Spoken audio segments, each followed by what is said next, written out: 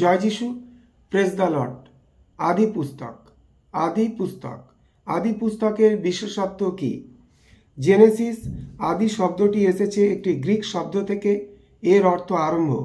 এই পুস্তকটি লেখা হয়েছে পৃথিবীর আরম্ভ, মানব জাতির আরম্ভ এবং ইসরায়েল জাতির আরম্ভ, সব কিছুর আরম্ভ সম্বন্ধে। আদি পুস্তক বিশ্বাসমূলক পুস্তক। কে ঈশ্বর এবং কিভাবে ঈশ্বর সৃষ্টি মুহূর্ত থেকে মানুষের সঙ্গে জড়িয়ে গেছেন, সেই বিষয়ে পুস্তকটি মূলত বিশেষভাবে সম্পর্কিত। পুস্তকটি কেন লেখা হয়েছিল? ইসরায়েলীয়দের প্রাচীনতম পূর্বপুরুষেরা তাদের পারিবারিক ইতিহাস লিখে যাননি। তারা সব কিছু গল্পের ছলে বলতেন। এই গল্পগুলি পুরুষ পরম্পরায় চলে এসেছে। শেষে সেগুলি লেখা হয় যেন ঈশ্বর কিভাবে পৃথিবী সৃষ্টি করেছিলেন এবং তারা কিভাবে ঈশ্বরের প্রজা হলেন সেই সম্বন্ধে ইসরায়েল জাতির কাছে একটা বিবরণ থাকে।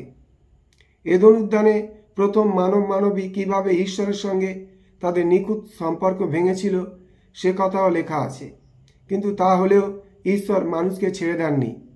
শেষ পর্যন্ত তিনি অব্রাহাম ও সারাকে, পরবর্তীকালে তাদের অব্রাহাম ও সারা বলে ডাকা হতো, তাদের উত্তর মেসোপটেমিয়ার আবাস ছেড়ে কনানে গিয়ে বসবাস করানোর জন্য বেছে নিয়েছিলেন এবং সেই দেশ ঈশ্বর অব্রাহামকে এবং তার বংশধরদের দেবেন বলে প্রতিজ্ঞা করেছিলেন। ঈশ্বর সেই সঙ্গে অব্রাহামকে এই প্রতিশ্রুতিও দিয়েছিলেন যে তার বংশধররা হবে এক মহান জাতি, যারা পৃথিবীর অন্যান্য জাতির কাছে ঈশ্বরের আশীর্বাদ বয়ে আনবে।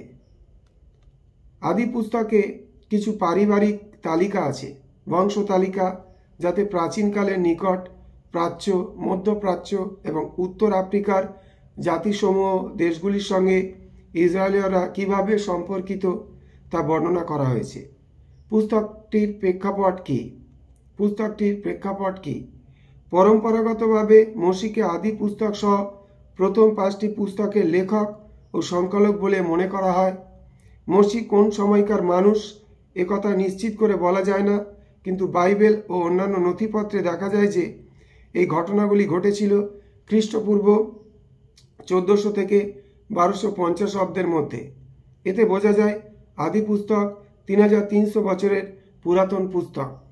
গত 2 শতকের বাইবেল সম্পর্কিত কিছু পণ্ডিত ব্যক্তি এই ধারণা দেন যে বস্তুত আদি পুস্তক মসির যুগেরও অনেক পরে, সম্ভবত ইসরায়েলীয়দের ব্যাবিলনে নির্বাসনের সময়কালে 587 থেকে 537 খ্রিস্টপূর্ব পরিণত রূপ লাভ করে। তারা চিহ্নিত করেছেন যে পৃথিবীর সৃষ্টি আদি পুস্তক 1 অধ্যায় 1 থেকে 2 পদ এবং 4 এবং 2 অধ্যায় 4 থেকে 25 পদ সম্পর্কে সেখানে 2টি বর্ণনা আছে। 2টিতে কিছু পার্থক্য আছে এবং প্রত্যেকটিতে ঈশ্বরের বিভিন্ন নাম আছে।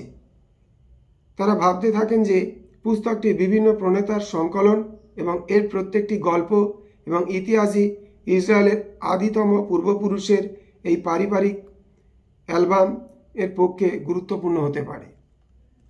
কিন্তু এই পুস্তকের রচয়িতা যেই হন না কেন, এর মূল বক্তব্যটি পরিষ্কার। তা হল অব্রাহাম, সারা এবং তাদের বংশধরদের ইসরায়েল জাতি ঈশ্বরই পৃথিবীর স্রষ্টা এবং সমস্ত মানুষকে পরিত্রাণের জন্য ইতিহাসে তিনি কর্মরত। জয় যিশু, প্রেজ দ্য লর্ড।